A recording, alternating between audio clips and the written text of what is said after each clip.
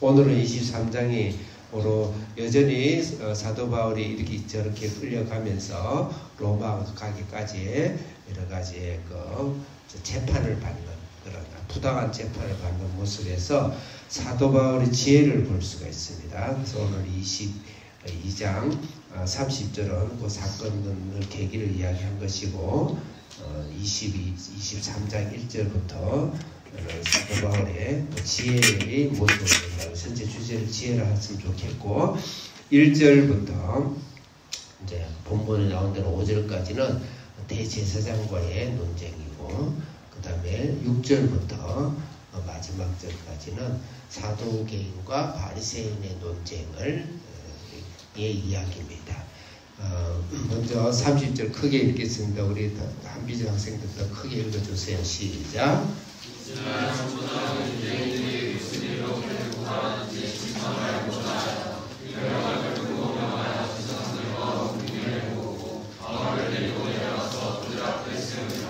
천부장이 여기 로마는 법의 나라이기 때문에 우리나라도 이제 법이죠. 이 모든 세계 법이 로마의 법을 따라갈 정도 법치 국가이기 때문에 사도 바울을 이제 보내기 위해서는 철저하게 조사를 해야 돼요. 객관적으로. 그래서 아마 천부장이 사도 바울의 공예를 급하게 모집한 것 같아요. 이스라엘 공예를.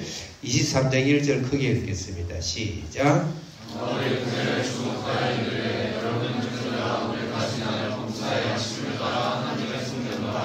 2절 시작.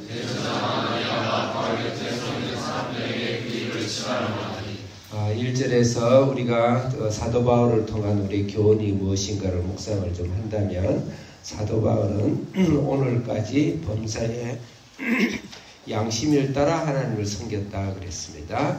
이 말씀을 통해서 우리가 사도 바울은 하나님을 섬길 때 그냥 주여 하고 섬겼다든지 그냥 무조건 말씀이 해가지고 섬겼다든지 무조건 하나님 나라를 위해서 힘쓰고 봉사하고 죽도록 봉사하고 헌신하고 그렇게 섬긴 것이 아니고 오늘 보면 양심을 따라 섬겼다 그랬습니다.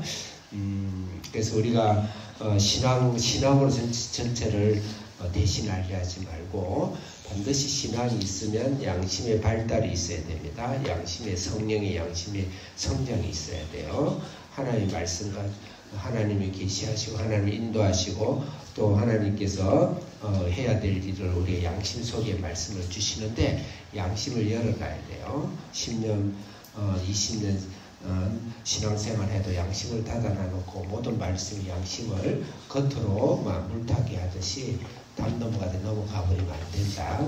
네, 양심. 그래서 말씀을 묵상할 때 항상 양심에 손을 얹고 나에게 말씀을 적용하고 양심을 따라 성령의 양심을 따라 행하는 그런 사람이 되어야 된다. 그래서 우리가 예수를 믿는 우리가 복음을 위해서 살 때 최소한 또 세상 사람들 양심보다는 더 거룩한 그런 그것을 우리가 성화라 그러죠. 그래서 양심을 따라서 했다. 혹시 우리가 신앙이라는 이름으로 양심을 팔아먹는 또 양심을 팽개치는 그런 신앙이 되지 않도록 우리가 항상 아침에 일어나서도 주님 말씀이 내 양심이 무엇을 말씀하시는가 내 성령께서 예수님께서 내 양심을 통해서 무엇을 말씀을 하시는가를 항상 우리는 들어야 되겠다. 그 다음에 두 번째는 그 양심은 오늘까지다 그랬어요. 그러니까 특별할 때는 양심을 하는 것이 아니고 지속적으로 끊임없이 말씀 신앙이 있으면 반드시 양심이 있는 것입니다. 양심을 따라 행하는 사람이 되고 두 번째는 범사에 그랬다. 이 말은 좋은 일이라든지 내가 하고 싶은 일에만 하는 양심을 쓰는 것이 아니고 모든 일에 또 하나님 일이든지 사람과의 관계 일이든지 또 직장이나 다른 대인관계 일에 있어서도 반드시 모든 일에 양심이 움직이고 양심이 작동하는 그런 신앙이 되어야 되겠다.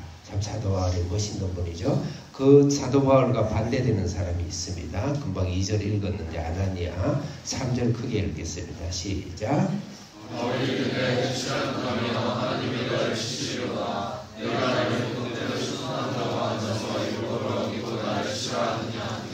아멘. 그리고 우리가 반대로 우리가 따라야 되지 않을 양심은 해칠한 담이라고 됐습니다. 양심에 반대되는 말을 해칠한 담이다 이렇게 여겨보시면 좋겠어요. 해칠한 담이라는 것은 덧칠을 하는 것이죠. 이 담이라든지 이 건물이 있고 중요한 소중한 물건이 있으면 안에가 새카매지고 막 때가 붙고 어그러지고 막 이랬어요. 근데 거기다가 겉에만 흰색을 살짝 도포한 거예요. 그 양심을 겉에만 양심은 칠해 다니지 말고 양심이 변화되는 퀄리티가 변화되는 그런 삶이에요. 그래서 양심의 반대는 양심에다가 덧칠을 하는 겁니다.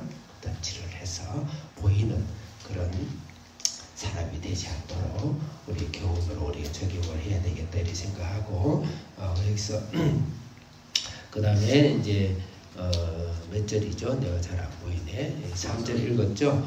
법을 어기고 나를 치느냐 이 말은 사람을 이제 재판장이 섰단 말입니다. 이 아나니아가 할 때는 반드시 성경에 두세 명의 증인이 있어야 된다 그랬어요. 증인이 있을 때 이 법을 실행을 할 수가 있어요. 근데 이 사람이 지금 오자마자 증인을 부르지도 않고 증인을 찾아보지도 않고 들어보지도 않고 바로 치라고 그랬죠.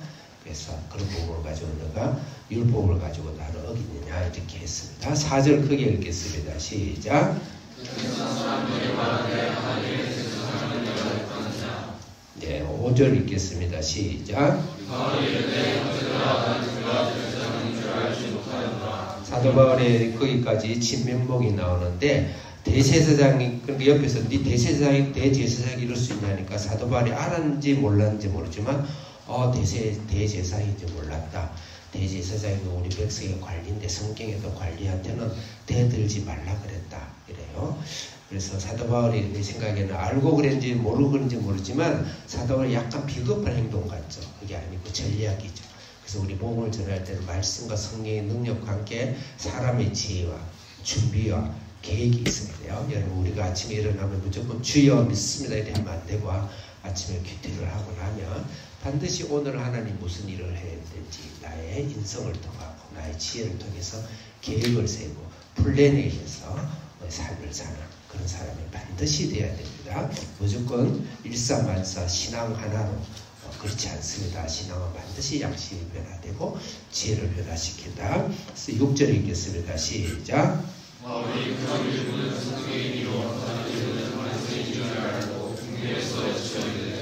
여러분 형제들아 나는 바리새인이요 또 바리새인의 아들이라 죽은 자의 소망 곧 부활로 말미암아 내가 신문을 얻노라. 네, 안 읽겠습니다. 6절부터 10절까지는 사도 바울이 또 지혜를 구해요. 지혜를 사용해요. 바리새인과 사두개인이 싸움을 붙이는 거예요.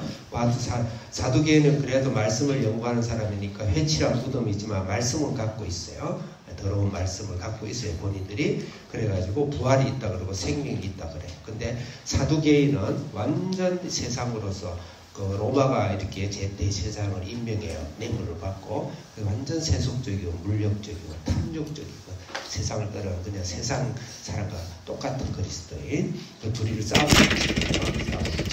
사도 바울의 지혜를 볼 수가 있죠. 그래서 우리가 복음을 전하고 이 땅에 살 때도 반드시 지혜와 전략과 계획이 필요하다. 마지막으로 11절 읽겠습니다. 시작. 그날 밤에 주께서 바울에게 흩어져 계시되 갑니다. 내가 예루살렘에서 나를 증언하는 것 같이 로마에서도 증언하여야 하리라. 아멘. 11절에서는 하나님은 어떤 분이신가 묵상합시다. 하나님은 로마도 보아야 하리라. 결국 하나님께서 사도 바울을 로마로 보내도록 환상을 주시고 이끌어 가셨구나. 그건 사도 바울의 길이 아니었고 하나님의 길이었다. 그럼 나의 로마는 무엇입니까? 나의 로마는 무엇인가? 나의 로마는 어디인가? 우리 세상의 중심에 들어가야 되고 나의 로마는 내 직장입니다. 직장에 그것을 정복하고 내 사업입니다. 사업에서 그것을 정복하고 우리 한비전 공부입니다. 학업에서 정복하고 그것을 낼 때 환상을 주신다. 그럴 때 환상을 주십니다.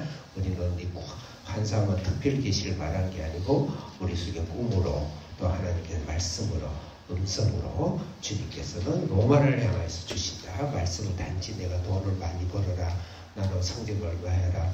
오늘은 북쪽으로 가라 동쪽으로 가라. 그게 아니고 복음을 위해서 깊이 로마를 가는 인생의 사명과 미션일 때 성령께서 강하게 여러분들을 초자연적으로 인도하시는 우리 하나님은 로마를 우리에게 주시고 환상을 주시는 분이다. 기도하겠습니다. 하나님 감사합니다.